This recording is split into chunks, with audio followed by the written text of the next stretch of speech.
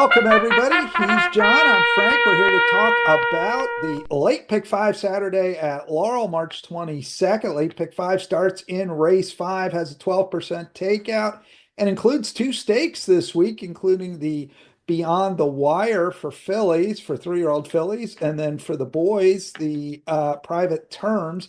These are the next steps on the road to the Black Eyed Susan and Preakness, and both of those races have win and in races next month with the Weber City Miss and the Tessia. So we'll look forward to those, but we got work to do in the meantime. John, how's it going?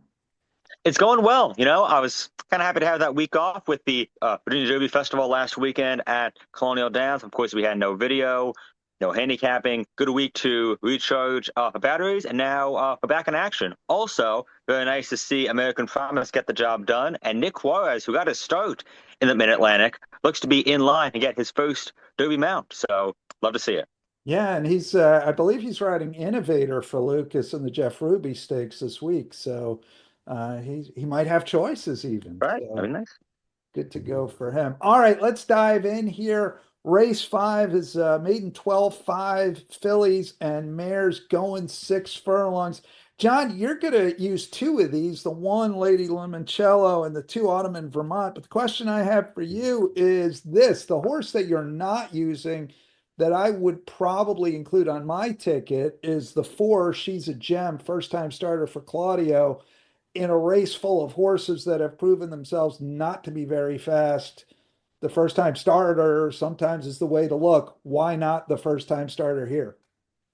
I thought about her, and I do think if you have a bigger budget, I would include her. I'm spending $40 on my ticket. Throwing her in would jump the ticket up to $60. And generally, I'm not that big on using first time starters in races where everybody else has experience. However, this is a first leg of a late pick 5. That means you'll have the opportunity to see if she's getting bet in the win pool, and if she is, I might be inclined to throw her in and not let myself get beat by her if she is in fact a hot horse. Right, there we go. So you're going to go 1-2 here. A couple of horses that have some okay efforts, including Lady Limoncello gets blinkers off today uh, for Lacey Goddard. All right, on to the sixth race. You're spreading way wide here with 5 of these. And here's a question for you on this race. Sir Mick, who is in your mix, he's the 8 horse. He's probably going to be the favorite here. He thrashed a group of these last time out and may be the speed of the speed here. I'm curious as to why you're going so wide in a race given those facts. There is some speed drawn to his inside, and that was kind of a speed favoring track last time, I thought. That's why I'm kind of high on number 3. Doc's Got All the Candy, who chased him and finished second. He's back in here as well. It's very possible So Mick does get loose on the lead again and goes gate to wire, which is why I threw him in. But I also think it's possible that he gets caught wide from post 8, can't make the front, and ends up well beaten. So I don't think he's a good win bet, but he's a must use in the pick 5. Okay, fair enough. So 1, 2, 3, 5, and 8 in the sixth for John. All right, John, I want to dig in a little bit to the two stakes here, which is where we arrive now. The Beyond the Wire fillies, 3-year-old fillies going a mile. You've got two of these. You got the 1 horse Central Casting and the 2 Our Daydreaming Girl, who you don't have is probably going to be the favorite. That's the 8 horse Onyx 10. Tell us about the two you do have, and then we can talk about the one you don't. So my top choice in here is Central Casting for the dream team of Jamie Ness and Jamie Rodriguez. This one's coming off a nice win at Aqueduct last time, which went gate to wire going 6.5 furlongs, kicked away under a drive, won by almost 7, ran a career best figure of 91. Now, she did get away with a fairly easy lead on a track that may have been leaning towards speed, but she has by far the best early pace figures in this race. Jamie Rodriguez, of course, knows how to ride these 1 turn mile races. I see a scenario where she gets very, very loose on the lead and nobody's able to catch her, and it's pretty much a repeat of her last race. Our daydreaming girl, kind of the opposite of that. She's going to be coming from far off the pace. She had a bit of a tough trip last time out in the wide country. One of 3 in here to come out of the wide country. She got knocked around a bit coming out of the chute, ended up much further behind than she's used to. She was 12 lengths back on the far turn and really had a hard time making up that ground, but did absolutely fly on the outside late, just gobbled up ground in the last eight, lost by 2.5 lengths, lost third by a neck. Maybe if the race was a few yards longer, she would have won. As it is, as long as she avoids trouble, I think she'll be a big late factor. Yeah, she should be running at the end, as we show on the video, including some of the gallop out. She gallops out well as well, briefly, but pretty well in the part where she is galloping out. Now, Onyx 10 is probably going to be the favorite here, enters off consecutive stakes wins. She's the lead horse for Gary Capuano, JG Torrealba going to be up. You are not using her on your pick five ticket here. And so tell me why. Tell me why the favorite you're going to exclude in this spot. I am not a big believer in her going really beyond 6 furlongs, but especially going beyond 7 furlongs. I don't think she's that great. Her only start beyond 7 furlongs was three starts back at a mile and a 16th. She opened up a big stretch lead in a race that nobody really wanted to win, and she just hit a brick wall at the top of the stretch. Really had absolutely nothing left. Ended up losing by three parts of a length and ran a far lower Brisnet figure than she usually does. Even in her two stakes wins, she got great stalking trips, Yeah. made it just off the pace and converted them. And even in the wide country, going 7 furlongs, she didn't win by as much as I might have expected, only won by a length, and her figure dropped a little bit from what it was in the 6 furlong extra heat. I don't trust her going a mile. I don't trust that she'll get the same kind of trip, but especially if Central Casting gets loose on the lead and she'll be taking so much money, I am happy to let it beat me. Okay.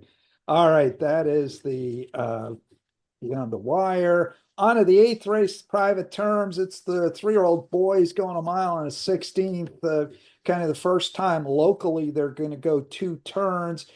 It's an 8-horse field. Being out 7, 8, not really great because of the short run of the first turn, but we are expecting one or more scratches. Global Steve, the 4-horse, expected to scratch. I imagine the 2-horse Change My World also going to scratch, and possibly the 3 Superpower. The latter 2 horses there, both cross entered in a race coming up on Sunday here. So they may both scratch. Superpower might stay in. I'd be surprised to see Change My World. That's good news for Pay Billy, but you're not using Pay Billy. You are using Tony Eclipse. No, and I'm singling Tony Eclipse, in fact. I thought he ran a huge race in the Maryland Juvenile, two starts back, one going away, ran a huge Brisnet figure of 93. Ran well, going two turns last fall behind the very promising It's Hammer Time, who has been working, still waiting to see him come back. Then in Tony Eclipse's last start, based on that big Maryland Juvenile win, he was 3-5 in a pretty salty field by Mid-Atlantic standards. And he had just a absolutely brutal trip. He got what looked like it was going to be a nice stalking pace on the inside. However, the Rick Dutrow speedster just completely backed up in his face, and Tony Eclipse got the worst of it. He was completely shuffled out of contention, lost probably 4 or 5 lengths. He was well out of it by the time he hit the turn. Did make up good ground um, after he got back in the clear, and at the top of the stretch, it looked like he'd still have at least a puncher's chance, but he flattened out. He was slightly bothered in the stretch, ended up finishing up the track. He is much, much better than that race looks. He had a bit of time off after that incident, about a month off of the work tab. His works have been getting better. He's worked 4 furlongs 3 times since then, and he's been getting faster every time. Went at 52 back on February 22nd, then 49 on March 5th, and then 48 flat on March 16th. He has great cruising speed. He'll be on or near the pace. I think he has the highest ceiling in this field, and I'm hoping that bad last line, which is much worse than it looks, will drive up his odds a little bit. I think all the money, or most of the money, is going to go towards Superpower because he's training at Christophe Clement, and Pay Billy off that now defeat last time out, and he'll be a great horse to single. Now, let me ask you this on this race.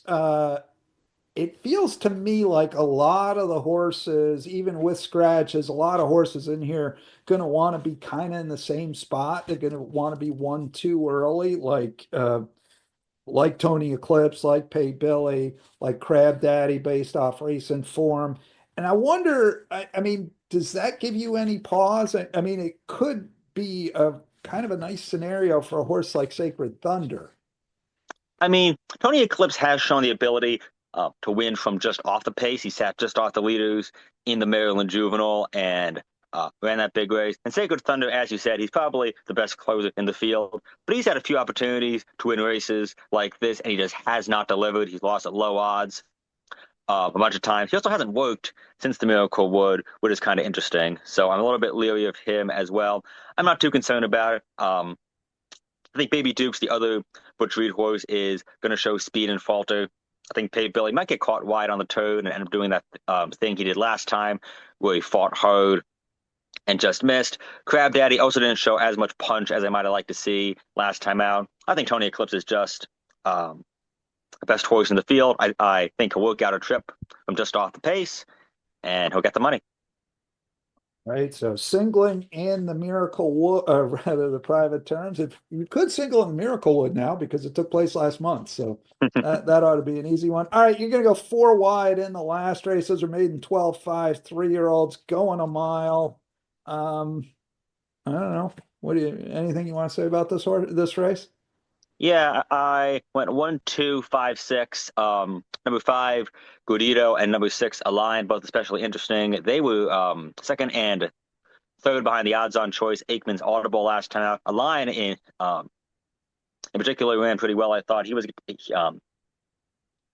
engaged on the pace the whole way. Ended up fading late, but still ran a nice second. Nobody in here is as good as Aikman's Audible. They both should run much better. All right. You'll see it. John's ticket, $40 ticket, narrow in a couple spots, wide in a couple spots. John, good luck on Saturday's late pick five. Thank you, Frank.